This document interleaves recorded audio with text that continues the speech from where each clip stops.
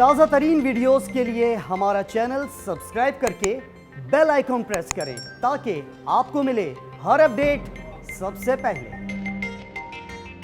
नवाज शरीफ साहब ने वहाँ पे एक ऐसे शख्स से मुलाकात की है जिसके हिंदुस्तान से ताल्लुकात कोई ढके छुपे नहीं। हिंदुस्तान के ऊपर एक ऐसी हुकूमत मुसल्लत है जो आरएसएस की जो आइडियोलॉजी है, जो एक इंतहा पसंदाना आइडियोलॉजी है, उससे मुतासर है। और अब तमाम इक़दामात हिंदुस्तान के अंदर मोदी साहब ने जो लिए हैं, चाहे वो मुसलमानों के ऊपर जुल्म और तशद्दुद की बात हो, चाहे उनको गुजरात में फ़िरका वाराना फसादात में मुसलमानों को शहीद किया जाए, चाहे बाबरी मस्जिद का मामला हो, चाहे वो कश्मीर का मामला हो, हर मामले में वो हिंदवाता की एक एक्सट्रीमिस्ट आइडियोलॉजी, एक हिंदवाता की इंतहा पसंद नज़रिया जो है वो मोदी साहब उनकी हुकूमत के सामने रहा।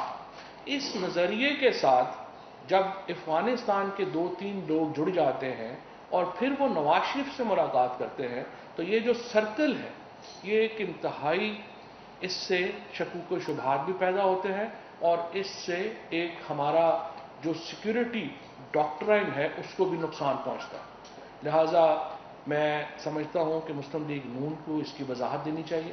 पहले तो मैं ये पूछना चाहता हूं कि क्या नवाज शरीफ साहब की इस मीटिंग का मुस्लिम लीग नून की जो सीईसी है उसने इसकी इजाज़त दी थी? नंबर 2, किन किन लोगों को मालूम था कि नवाज शरीफ की मुलाकात करने जा रहे हैं? नंबर 3, नवाज शरीफ साहब ने इस मुलाकात का एजेंडा किसके साथ शुरू किया? और नंबर 4, अब ये मुलाकात हो गई है, इसकी जो ऑडियो ट्रांसक्रिप्ट्स हैं वो शेयर किए जाने चाहिए पाकिस्तान के लोगों के साथ, पाकिस्तान के मीडिया के साथ, ताकि हमें मालूम हो कि इन्होंने आपस में गुफ्तगू क्या की।